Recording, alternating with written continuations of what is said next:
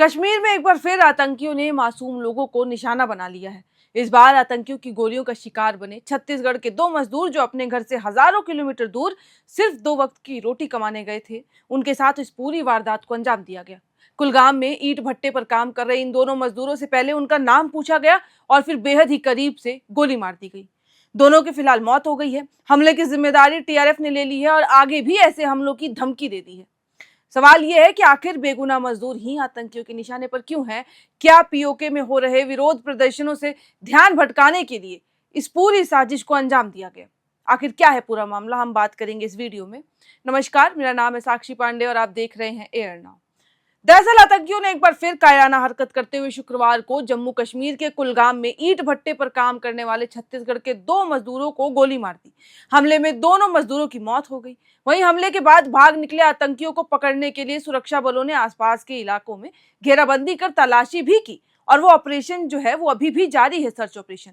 अब हमले की जिम्मेदारी लश्कर-ए मुखौटा संगठन द रेजिस्टेंस फ्रंट यानी टीआरएफ ने लेते हुए आने वाले दिनों में वो ऐसे और हमले करेंगे, ऐसी धमकी दे दी है।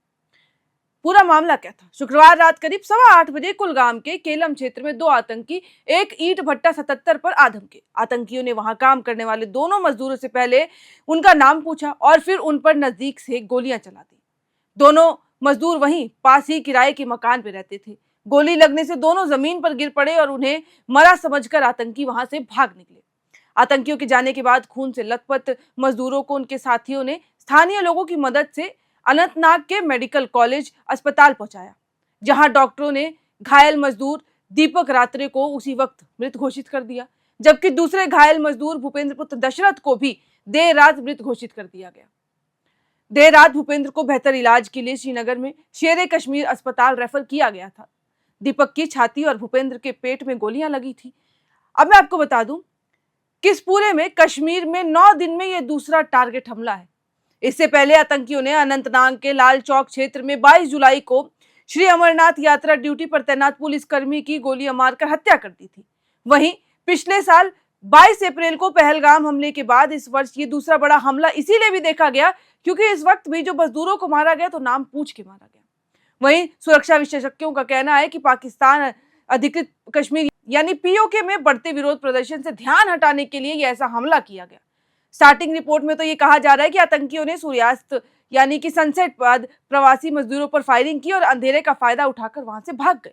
हमले के पीछे लश्कर-ए-तैयबा के फ्रंट द रेजिस्टेंस फ्रंट का हाथ होने का संदेह है। सुरक्षा बलों ने तुरंत इलाके को घेर लिया और तलाशी अभियान शुरू कर दिया, लेकिन उनको पकड़ा नहीं जा सका। घायल मजदूर को अस्पताल में उस वक्त भर्ती भी कराया गया, लेकिन कोई फायदा नहीं हुआ। और ये दक्षिण कश्मीर में 4 साल के अंतराल के बाद प्रवासी मजदूरों पर पहला हमला है। 22 जुलाई के बाद कश्मीर घाटी में ये दूसरा टारगेट किलिंग है और ये हमला भी ऐसे समय हुआ है जब पीओके में असामान्य विरोध प्रदर्शन चल रहा है, यानी पीओके के जो लोग हैं वो प्रदर्शन पे हैं। रावलकोट, मुजफ्फराबाद और मीरपुर में हजारों लोग महंगाई, बिजली कटौती और सैन्य दमन के खिलाफ सड़कों पर उतर चुके हैं। वहां आजादी के नारे गूंज रहे हैं। सुरक्षा और खुफिया विशेषज्ञों का मानना है कि पाकिस्तान और उसकी जासूसी एजेंसी पीओके में बढ़ते असंतोष से घबराई हुई है। पूर्व पुलिस प्रमुख एसपी वैद ने कहा कि कश्मीर में हमले कर वे पीओके से ध्यान हटाना चाहते हैं। वो पूरा ध्यान जो है वो मोड़ना चाहते हैं और ऐसी हत्याओं को अंजाम दे रहे हैं, इससे डर फैलाना चाहते हैं। उन्होंने आगे कहा कि पाकिस्तान कश्मीर में शांति और सामान्य स्थिति बर्दाश्त ही नहीं कर पा रहा, इसीलिए वे फिर से अपने आतंकी प्रॉक्सी को निर्दोष और निहत्थे नागरिकों पर हमला करने के लिए उकसा रहा है। इस साल कश्मीर में सामान्य स्थिति है, ऐसा कहा जा रहा है, सुधार देखा जा रहा है और अमरनाथ यात्रा में रिकॉर्ड संख्या में श्रद्धालु पहुंचे और पर्यटन भी मजबूत वापसी कर रहे हैं। कुलगाम हमले के बाद दक्षिण कश्मीर, खासकर यात्रा मार्गों और प्रवासी मजदूरों वाले इलाकों में सुरक्षा भी अब बढ़ा दी गई है और फिलहाल सर्च ऑपरेशन जारी और हमलावरों की तलाश की जा रही है। और ये बार बार पाकिस्तान ऑक्यूपाइड कश्मीर पीओके की बात इसीलिए हो रही है क्योंकि वहां पे जितने भी जनता है वो भारतीय सेना से मदद की गुहार कर रही है, वो भारतीय सेना से मदद मांग रही है। क्यों?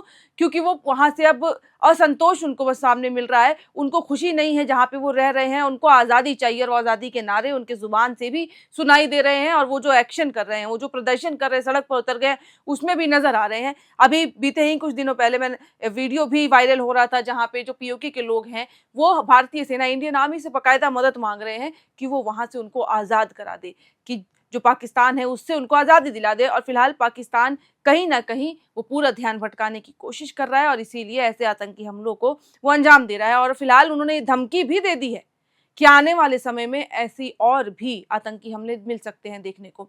लेकिन आगे क्या कुछ होता है, सर्च ऑपरेशन जारी है। वो दो जो आतंकी थे, क्या उनको पकड़ा जाता है, वो फिलहाल कहाँ फरार हैं, जो भी अपडेट्स आएंगी, जो भी खबर आएंगी, हम आपको टाइम टू टाइम बताते रहेंगे। इस वीडियो में फिलहाल इतना ही। कैमरे के पीछे मौजूद है मेरे सहयोगी सुमन, और ऐसे ही और तमाम खबरों के लिए आप देखते रहें एयर नाउ।